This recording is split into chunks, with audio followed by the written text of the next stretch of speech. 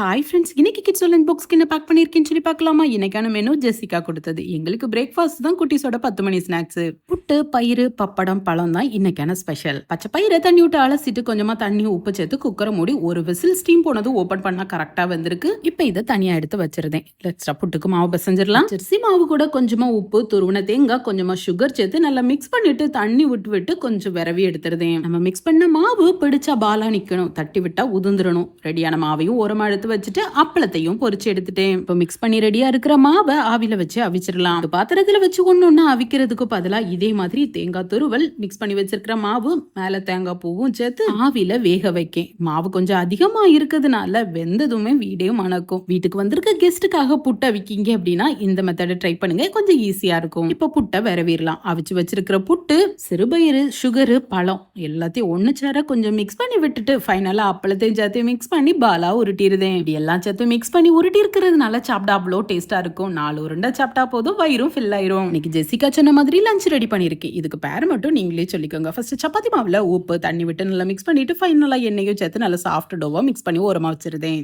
Capsicum, carrot, கோஸை நல்லா பொடிசாவும் cut பண்ணி வைக்கேன். கொஞ்சம் காண உப்பு போட்டு வேக வச்சு தண்ணியை வடிச்சிட்டு பவுல்ல மாத்திருந்தேன். சைஸ்ல கொஞ்சம் பன்னீரையும் கட் பண்ணி அது கூட சேர்த்துட்டு கட் பண்ண வெஜிடபிளையும் சேர்த்து கொஞ்சம் சில்லி ஃபிளெக்ஸ், ஆரிகனோ, துருவன சீஸையும் சேர்த்து நல்லா மிக்ஸ் பண்ணிருந்தேன். கொஞ்சம் கிரன்ச்சியான குட்டீஸ்க்கு பிடிச்ச மாதிரி ஃபில்லிங் ரெடி. இன்னும் கொஞ்சம் ஃபிளேவர் அதிகப்படுத்துறதுக்காக ரூம் டெம்பரேச்சர்ல இருக்கிற பட்டர் கூட மல்லித்தலை, பச்சை மிளகா, பூண்டு ஒண்ணும் பாதிமா அடிச்சு உள்ள சேர்த்து நல்லா மிக்ஸ் பண்ணி எடுத்து வச்சிருந்தேன். இப்ப சப்பாத்தியை ரெடி பண்ணிடலாம். மிக்ஸ் பண்ணி வச்சிருக்கிற மாவுல ஒரு பெரிய உருண்டையா எடுத்து அதை பெருசாவும் பரத்திட்டு ஒரு தானமான சைஸ்ல ஒரு ஷார்ப்பான பாத்திரத்தை வச்சு அதை கட் பண்ணியும் எடுத்துறதேன். இப்ப ரெடியா இருக்கிற சப்பாத்தியை 2 சைடும் லைட்டா வேக வச்சு எடுத்துடலாம். குட்டீஸ் கேட்டு ஒரு ரெசிபியை ரெடி பண்றோம்னா அதோட டேஸ்ட் எந்த அளவுக்கு முக்கியமோ அதே மாதிரி பிரசன்டேஷனும் ரொம்ப முக்கியம். இப்ப ரெடியா இருக்கிற சப்பாத்திகள் எல்லாம் நல்லா விரிச்சு வச்சுட்டு இதுக்கு மேல சீஸ் ஸ்ப்ரெட்டரை கொஞ்சம் நல்லா ஸ்ப்ரெட் பண்ணி விட்டுறதேன். இதுக்கு மேல நம்ம மிக்ஸ் பண்ணி வச்சிருக்கிற அந்த வெஜிடபிள் கலவையை ஒரு ஆஃப் பகுதியில ஃபில் பண்றேன். இப்ப ஃபில்லிங் வெளியில வராத அளவுக்கு இருக்கிற சப்பாத்தியை அப்படியே ஆஃப் ஃபோல்ட் பண்றேன். கொஞ்சம் பிரஸ் பண்ணியும் விடுறேன். சீஸ் ஸ்ப்ரெடர் சேர்த்துக்கிறதுனால ஈஸியா விலகாது, நல்லா ஸ்டிஃபாவே பிடிச்சிருக்கும். இப்ப நல்ல ஹாட்டா இருக்கிற கிரில் பேன்ல நம்ம மிக்ஸ் பண்ணி வச்சிருக்கிற பட்டர் மிக்ஸை கொஞ்சம் தடவிட்டு